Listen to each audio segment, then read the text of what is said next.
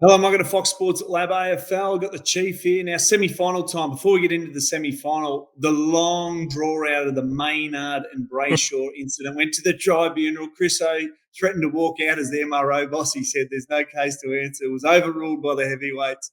All in all, Maynard cleared to play in the prelim next week. I'd love to hear your thoughts because I haven't been with you all week. I've missed you. So tell me. Well, I think the AFL had to send it to the tribunal to be seen to be doing the right thing, just for matter of course. I think Chris O's been vindicated. I agree with the result for what it's worth. I really feel for Angus Brayshaw, but it was a genuine smother attempt. Nothing other than an attempt to smother, and that could have gone down, any number of ways, the contact, but it just happened to catch him the way it did. And unfortunately, he's going to miss this week, but hopefully he'll be okay in a couple of weeks' time.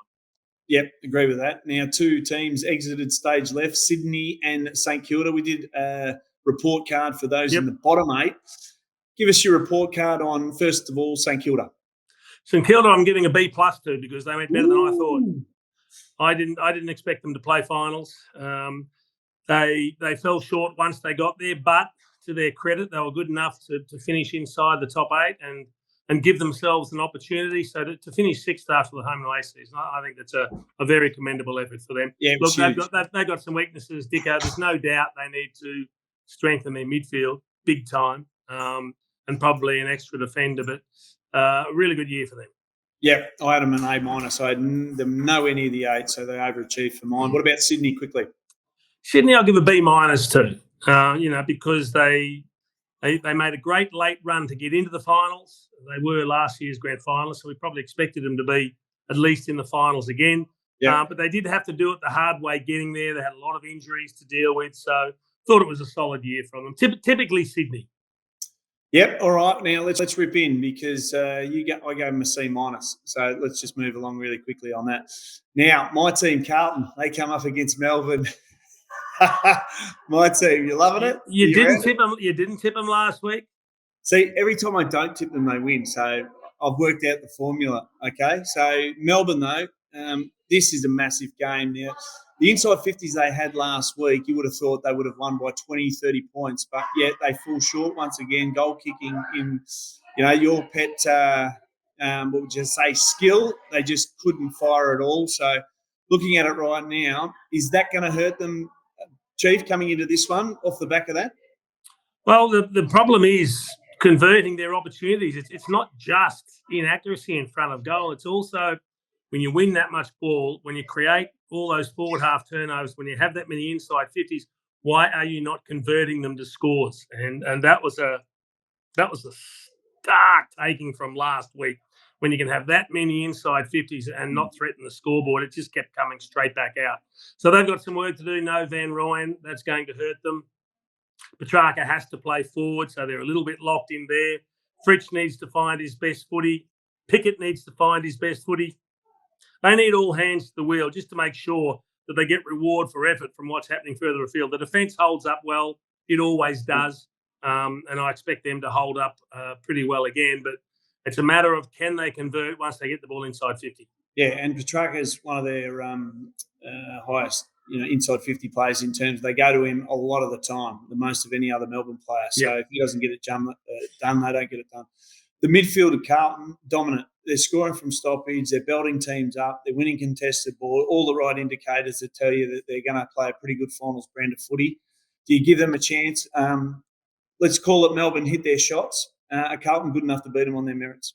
Well, the one thing you know about Carlton is they certainly have the ability to kick a score. If they can get on top of the Melbourne defence, and that's saying something. But Carlton are very good. They score from stoppages and clearances. That's where they do their work. Contested footy, mind you, Melbourne's a pretty good contested footy team as well. But you're going to see the likes of Cripps and the rest of them doing what they do best. It's a really well balanced midfield. I mean, we know Cripps is the big inside beast, but when you look at Walsh and Chera and a few of the others that tend to run through the midfield, I just like the way there's inside, outside flavour. Blake Acres is playing a really important role for them on the wing. So I give them a really good chance. I'm not going to tip them. I can't tip Melbourne out in straight sets. I think they've been too good. So for that reason, I'm going to go for Melbourne. But I've been impressed with Carlton. They keep answering every challenge, and they do have the ability to kick a big enough score to win this one. So if Melbourne don't take their chances, Carlton will beat them. Yeah, and I'm tipping Melbourne as well because when you go to Charlie Curnow only 2 times inside 50 last week, you still win a game of footy, says something about what you're doing up the field. Port Adelaide and Giants, this is an interesting one.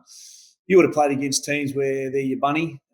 Last couple of times, the Giants have been the Port bunny here because they've absolutely smashed them on both occasions, and they travel to Adelaide Oval, which probably piles on a 4-goal head start. Well, those big wins were at the Adelaide Oval, so there's no great joy there for GWS. That's what they've got to overcome. Having said that, Port have got a few issues at the moment, so particularly down back. Mackenzie's got an injury cloud hanging over him. We don't know whether he's going to get to the line, and that might take right up until Saturday and sort of game time before we find out exactly what's happening there. They rely heavily on Butters and Rosie in the middle. Wines isn't playing at his best level. I wonder whether they need to move Houston back into the midfield to give them that extra little bit of bite. And then, Ollie Lord was a surprise packet last week, wasn't he? Wasn't he? I mean, just kicking goals on Harris Andrews was unexpected.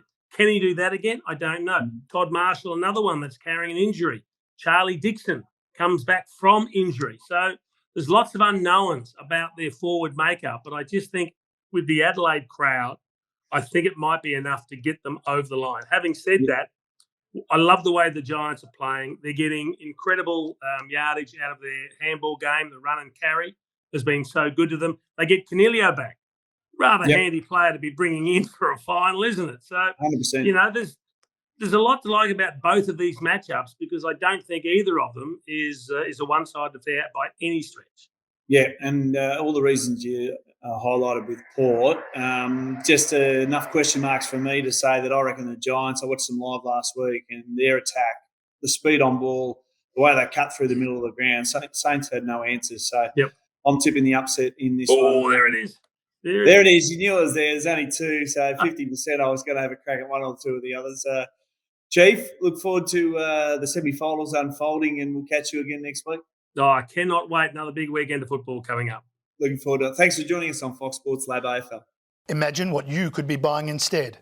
For free and confidential support, call the number on the screen or visit the website.